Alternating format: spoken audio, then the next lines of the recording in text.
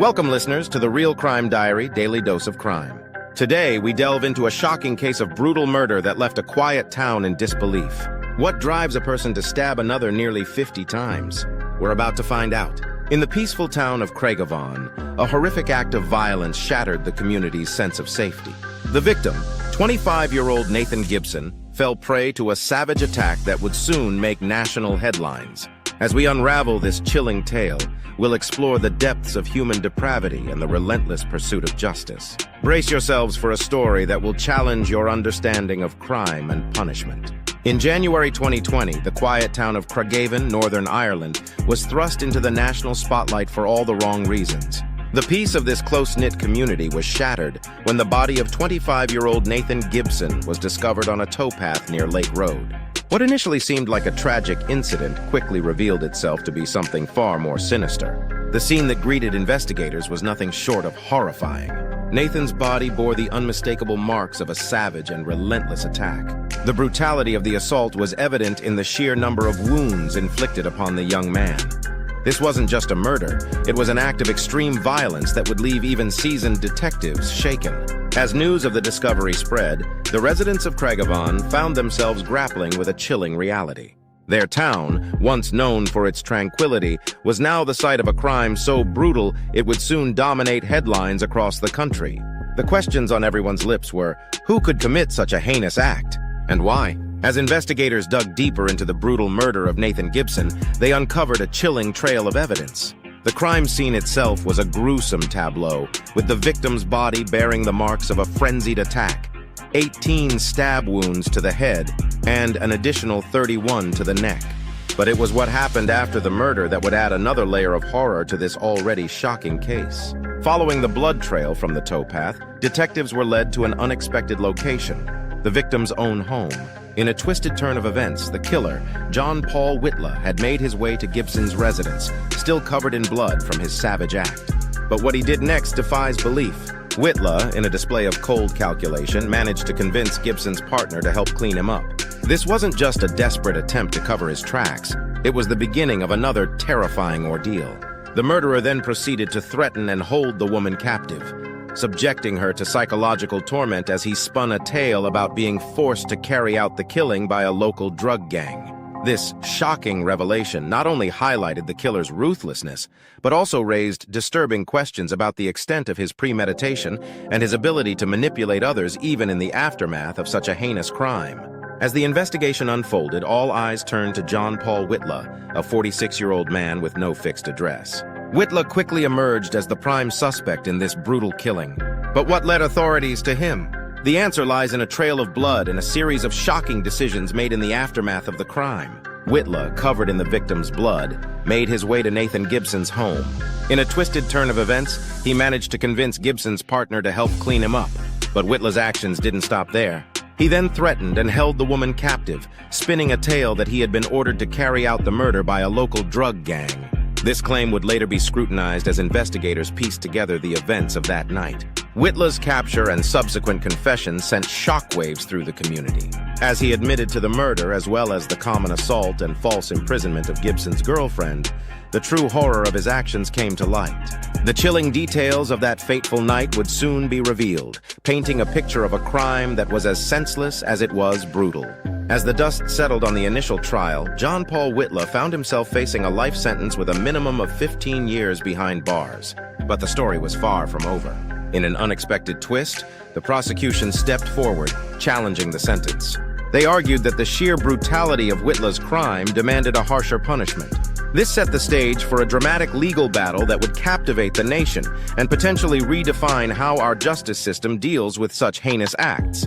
The prosecution's appeal hinged on a crucial question. Was a 15-year minimum truly sufficient for a crime that involved nearly 50 stab wounds? As the case made its way through the appeals process, legal experts and the public alike debated the nature of justice. How do we balance punishment, deterrence, and rehabilitation in cases of extreme violence? The outcome of this appeal would not only affect Whitla, but could potentially set a precedent for future cases of similar brutality.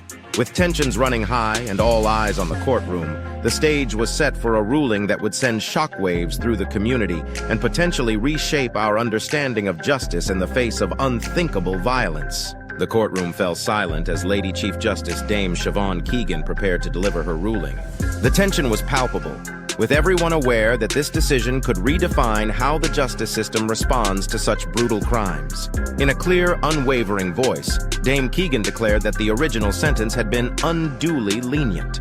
She emphasized that the element of pre-planning in Whitla's crime had been underestimated. The courtroom collectively held its breath as she continued. The Chief Justice's words cut through the air like a knife. A brutal, multiple stabbing such as this required an uplift to reflect the horrific nature of this crime. With these words, she increased Whitla's minimum sentence from 15 to 19 years. But it wasn't just the increase in years that shocked the courtroom. Dame Keegan's reasoning shed new light on how the justice system views such heinous acts. She pointed out that Whitla's actions in arming himself with a knife and inflicting multiple stab wounds couldn't simply be explained as a drug rendezvous gone wrong. The ruling highlighted the brutality involved in repeatedly stabbing a vulnerable victim in the face and neck. Dame Keegan's decision sent a clear message. Premeditated, extreme violence would be met with harsher sentences. This appeal case set a precedent, potentially influencing how similar cases might be judged in the future. It raised questions about the balance between punishment and rehabilitation and how the justice system should respond to crimes of such shocking brutality. As the implications of this ruling rippled through the legal community, one thing became clear. The justice system was evolving, adapting to address the darkest acts of human nature with a renewed sense of gravity and consequence. The brutal nature of John Paul Whitla's crime and the subsequent increase in his sentence raise profound questions about our justice system and how we deal with violent offenders. This case forces us to confront the delicate balance between punishment and rehabilitation, and whether our current sentencing guidelines are truly effective in deterring such heinous acts. The decision to increase Whitla's minimum sentence from 15 to 19 years sends a clear message about the severity of his actions. But it also opens up a broader debate. How do we determine what constitutes a just sentence for such a horrific crime? Is there a point at which increased prison time loses its deterrent effect? Moreover, this case highlights the complexities of the appeals process. The fact that the original sentence was deemed unduly lenient suggests a need for more consistency in how violent crimes are initially sentenced. It begs the question, how can we ensure that justice is served consistently from the outset, rather than relying on appeals to correct perceived leniencies? We must also consider the long-term implications of such violent acts on communities. How do we balance the need for public safety with the possibility of rehabilitation? And what support systems need to be in place for the victims' families and the broader community affected by such shocking crimes? As we wrap up today's episode, we're left with haunting questions that linger in the aftermath of this brutal crime. Could this heinous act have been prevented? What dark forces drive a person to commit such a savage attack, stabbing another human being nearly 50 times?